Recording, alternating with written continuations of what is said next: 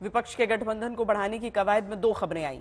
एक तरफ अकाली दल से बातचीत के मुद्दे पर कांग्रेस के ही नेता विरोध करने लगे। दूसरी तरफ मायावती ने पहले राहुल गांधी को हीरो बताने वाले इमरान मसूद को पार्टी से निकाल दिया। आज ऐलान कर दिया कि वो विपक्षी गठबंधन का हिस्सा नहीं बनेंगी। बीएसपी प्रमुख ने कहा है कि उनकी पार्टी 5 राज्यों में आगे होने वाले विधानसभा चुनाव हो या फिर 2024 का चुनाव हो, बीएसपी अकेले ही लड़ेगी। मायावती ने एनडीए और इंडिया गठबंधन दोनों पर निशाना साधा। मायावती जी को साथ लाने की कोशिश हो रही थी, अभी ट्वीट करके वो कहें कि हम नहीं साथ में रहेंगे इंडिया के। हाँ, हम लोग बना रहे हैं। जाहिर सी बात है वो अपनी पार्टी की मुखिया है, लेकिन मेरा एक सुझाव होगा बहन जी को, क्योंकि उनका हम लोगों के साथ में एक अनुभव रहा है, हमारी पार्टी के साथ भी और एनडीए के साथ भी अनुभव रहा है। मुझे लगता है राष्ट्रहित में उनको और खासकर पिछड़े और दलित समाज को उनको उत्थान के लिए जिस तरह से आदरणीय मोदी जी आज देश में काम कर रहे हैं, भारतीय जनता पार्टी की सरकार लगातार काम कर रही है, चाहे उत्तर प्रदेश हो और देश में आदरणीय मोदी जी, तो लगातार काम हो रहा है, विकास कार्यों को गति दी जा रही है, उनको योजनाओं में बड़े स्तर पर लाभ मिल रहे हैं। तो मुझे लगता है कि अगर उन्हें एक बहुत बड़े लेवल पर यह सोचना है और बड़ा दिल करके उन्हें सोचना चाहिए कि पहले भी जब उत्तर प्रदेश की बात थी तब भी उनको हम लोगों ने सम्मान दिया और उनके साथ खड़े हुए जब उनका अपमान समाजवादी पार्टी कर रही थी, और जाहिर सी बात है सबने देखा था, और हम तब खड़े हुए थे, तब हमने मुखिया बनाया था उत्तर प्रदेश का। हमारा दिल बड़ा है, लेकिन बहन जी को सोचना चाहिए, विचार करना चाहिए, एनडीए के साथ जाना चाहिए, क्योंकि राष्ट्रहित में और जनहित में इससे अच्छा विकल्प कोई नहीं हो सकता है। और बाकी वो स्वतंत्र है, जाहिर सी बात है उनकी पार्टी।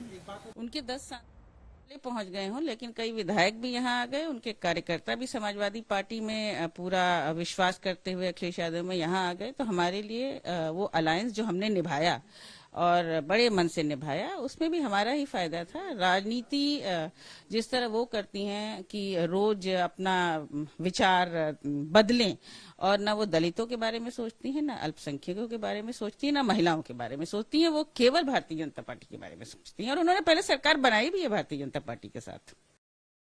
अब सियासत की खबरों से खबरदार करते हैं। बीजेपी के विरोध में बने विपक्षी गठबंधन इंडिया की तीसरी बैठक मुंबई में होने से एक दिन पहले कई खबरें आई हैं, जिसमें पहली है विपक्षी दलों के बीच अपने अपने नेता को पीएम पद का दावेदार बताने वाली लड़ाई। अब तक राहुल गांधी, नीतीश कुमार, ममता बनर्जी को उनके दल के नेता पीएम पद का दावेदार बताते आए। आज नई एंट्री आम आदमी पार्टी की तरफ से हुई है।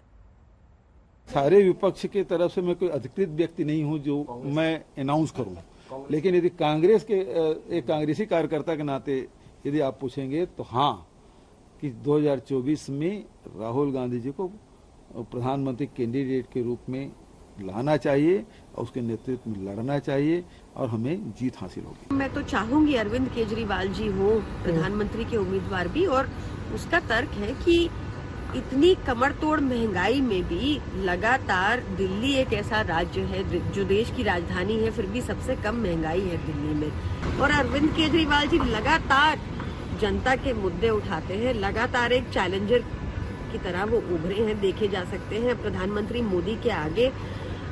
चाहे वो उनकी डिग्री का मामला हो, चाहे वो कोई भी और मामला हो, अरविंद केजरीवाल जी ने बहुत मुखर तौर पर अपनी बात हमेशा रखी है। तो जब गठबंधन बना है तो गठबंधन की जो पार्टियां हैं वो आपस में विचार विमर्श करने के बाद ही फैसला करती है, उसके मैं उस पर कॉमेंट नहीं करना चाहता। कांग्रेस पार्टी का चेहरा राहुल गांधी है, प्राइम मिनिस्टर का चेहरा जो है कांग्रेस पार्टी का वो राहुल गांधी है। राहुल गांधी रहेंगे, राहुल गांधी थे। हम इसके संस्थापक हैं, वो हमारे लिए बड़ी चीज है। 2024 में हमारा गठबंधन जीते, ये हमारे लिए बड़ी चीज है। पद या प्रधानमंत्री पद हमारे लिए महत्वपूर्ण नहीं है। यद्यपि नीतीश कुमार जी प्रधानमंत्री पद के लिए भी और संयोजक के पद के लिए भी वो सारी योग्यताएं रखते हैं जो होनी चाहिए। 15-16 साल से अधिक समय उन्होंने मुख्यमंत्री पद में गुजारा है। आपातकाल में 19 महीने वो झेल रहे हैं। अटल बिहारी वाजपेयी के नेतृत्व में 6 महत्वपूर्ण मंत्रिमंडल के पद उन्होंने संभाले हैं। ये लोगों में चर्चा होती रहती है कि मुख्यमंत्री की जो काबिलियत है, उनके अंदर जो काम करने की क्षमता है, उनकी जो सोच है, उनका जो विजन है, वो प्रधानमंत्री जैसे पद को चलाने की क्षमता है, चलाने के लिए उनके पास पूरा सोच और विजन है। इसकी चर्चा हमेशा राज्य और देशों में चलता रहता है। हम लोग को सबसे पहले सोचना चाहिए हम कितना दूर तक हम बोल सकता है। मैं चाहता है ममता बनर्जी प्रधानमंत्री हो, लेकिन प्रधानमंत्री होगा कि नहीं होगा ये सब ठीक करेगा। वो जोड़ जब हुआ है, वो गठबंधन हुआ है, वो ही ठीक करेगा, हम नहीं ठीक करेगा। लेकिन हमारा इमोशन ये है कि ममता बनर्जी प्रधानमंत्री बने। इस समय पूरी दुनिया में लोग कंफ्यूज्ड हैं। वो समझ नहीं पा रहे हैं क्या सही है, क्या गलत है, क्या सच है, क्या झूठ है। और ये स्पष्टता हम आपको अपने इस नए शो में देंगे। सब कुछ ब्लैक एंड व्हाइट में बताएंगे। इस शो में मेरे बालों के अलावा कुछ ग्रे नहीं होगा। हर खबर ब्लैक एंड व्हाइट की तरह बिल्कुल स्पष्ट होगी।